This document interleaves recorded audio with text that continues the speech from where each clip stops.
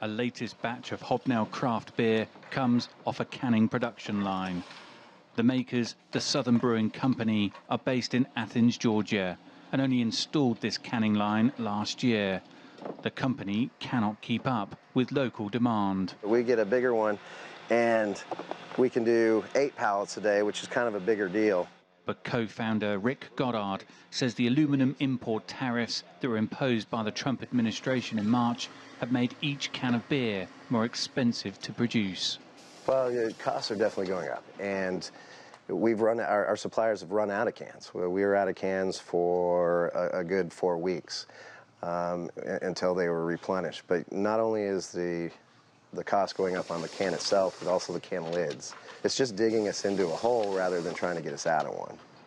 Situated some 70 miles away in Atlanta is the headquarters of soft drink giant Coca-Cola. With global production facilities, the company says it's well positioned to handle the aluminum tariffs.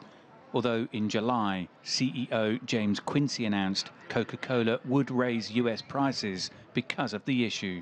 Aluminum's sort of in a mix of a bunch of different factors right now that are causing costs to rise in the U.S. and soft drink companies like Coca-Cola and PepsiCo are having to respond with pricing increases. I think it hasn't fully come to roost yet in terms of causing major impacts to the soft drink companies, but it's one that if tariffs continue in that regard, then it could create more pressure.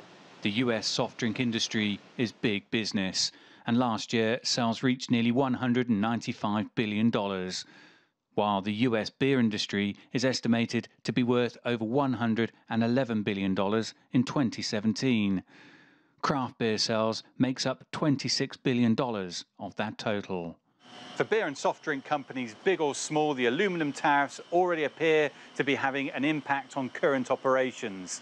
But given the tariffs also bring uncertainty, that has led some companies to hold off from further expansion plans. We're already discussing getting a bigger canning line. Demand is high.